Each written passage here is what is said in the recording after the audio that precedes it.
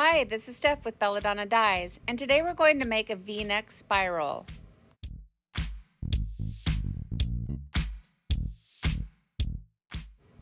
Decide where you want the center of your spiral to be, give it a little pinch, and then just spiral it up.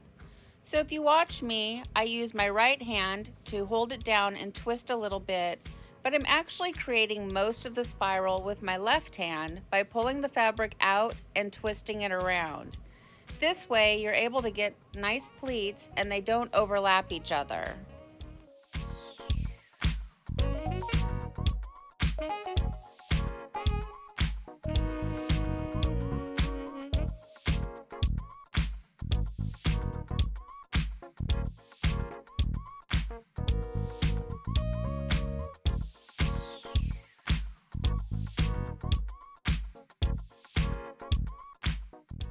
Once you get it all spiraled up, you want to secure it. I prefer to use rubber bands.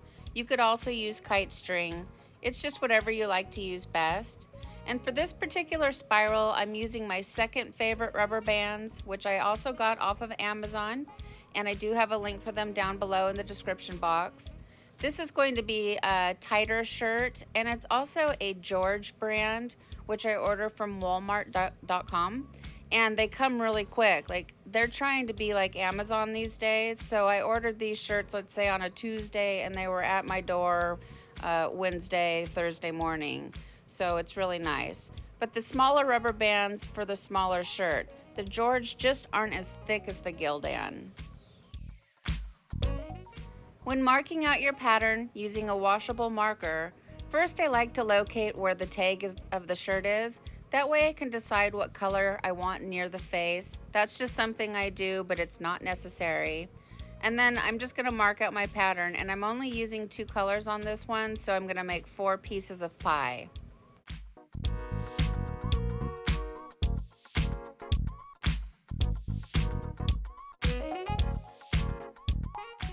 I'm really liking my new bottles that I got from Dharma. They're the 8-ounce size.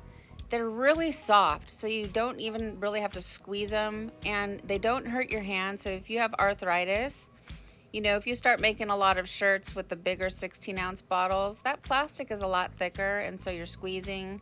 It's not hard. You can still do it. But these little 8-ounce bottles are just, I don't know, they're really super thin and squishy. I really do like them a lot. When I started, it was during the pandemic, right? And Dharma was out of everything, so I had to take to Amazon to get the bottles, and so I ended up buying condiment bottles. They work great, especially if you're mixing up huge amounts of dye, but they're just not as practical if you're only making, 2 to 5 shirts a day. These smaller bottles, I think, make more sense. So if you're brand new to tie-dye, consider getting these 8-ounce bottles from Dharma.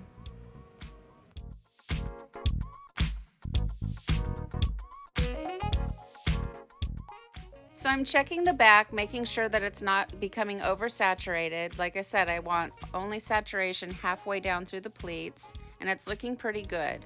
But the top side of it is starting to get that sort of like a white fuzzy look to it. So I'm gonna go in and I'm gonna hit it with a second layer of dye, and that's just for good measure because I really want those colors to be deep. I probably didn't have to, but I just find myself always doing that. And these colors are so similar, you guys. I started adding the dye and I thought, oh wait, oh no, have I mixed them up? I'm right on top of them, so after I just looked, just gave it an eagle eye look, I could tell that I was doing the right colors, but you can watch me here, I'm second guessing myself. I'm like, oh no, did I mix them up? No, I didn't, so thank goodness for that, right?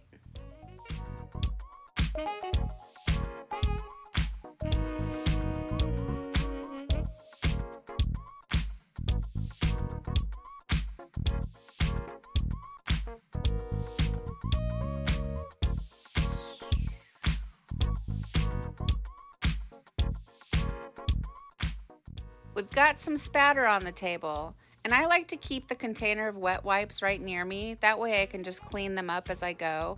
And did you guys see the new season of Dexter's coming soon? Oh my gosh, I can't wait. Now we're going to be adding the black cherry to the back. And like when you do a black back, you want to work the same way. You want to work quickly and methodically, and you want to get it on there, but you don't want to oversaturate. And I have a tendency to try to leave the very center of the spiral for last because I don't want that to become oversaturated. You know, the center of the spiral can become really muddy if you start right in the center. So, and I also like to twist my project because depending upon the angle, you know, I'm squirting the dye in this direction, right? And so it's hitting the front side of the pleat, but the back side of the pleat isn't getting that dye. So that's why I like to use this type of a method. I know a lot of people dye on huge long racks. I like to be able to twist my project. You guys, so I went to a restaurant supply place nearby and I got to-go containers, and they ended up being cardboard, but they still work.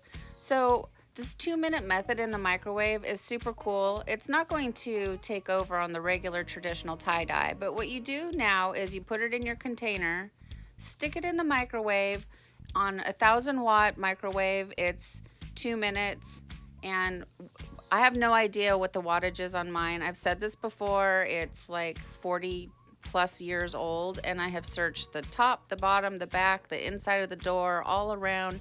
The wattage is not listed.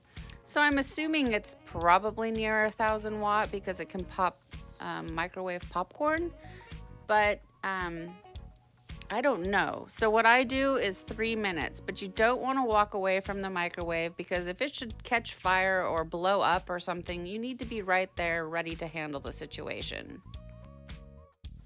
So I let the project cool down for about 15 minutes or so. You know, it's so hot, it needs to be cool enough to handle it. And so it was pretty cold.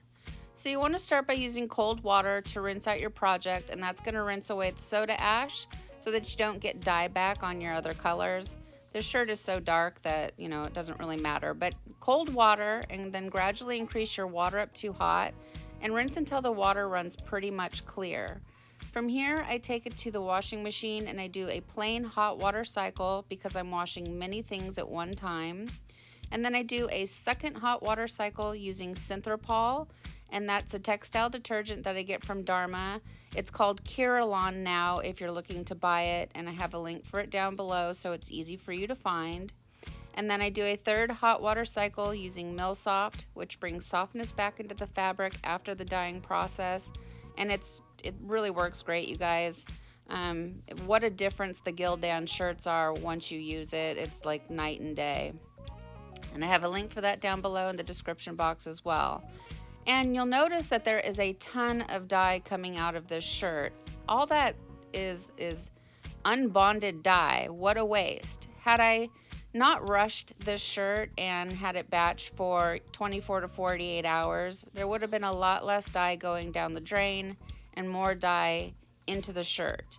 Now, I have faith that this shirt is going to stay exactly the way it is right now, but it probably could have been a lot deeper and richer and even more beautiful had I done it the good old-fashioned traditional way. Well, here it is, guys. Here's our shirt after it's been washed and dried, and I think it turned out really pretty. The colors are all very similar, so they complement one another. And right off the bat, I see a lot of interest. I see the red wine and I see the maroon, and then the black cherry stripes are really striking. But if you really look at it, then there's like this underlayer. So it's like we've got stripes going one way and then a spiral of like all the colors mixed together going another. It's just really funky and cool. And I love these rich, warm colors that we're getting into for fall and moving towards winter. I think this shirt would look beautiful. Heck, I'd throw like a cardigan sweater over top of it and I'd go to a holiday party wearing it. Like, I'm all about tie-dye, so, you know, I don't care. I'll wear it everywhere. So anyways, what do you guys think? Thank you so much for watching. Please subscribe to the channel, leave a thumbs up, and then click the bell and set it to all. That way you'll get notified of future uploads. And remember, have fun tie-dyeing.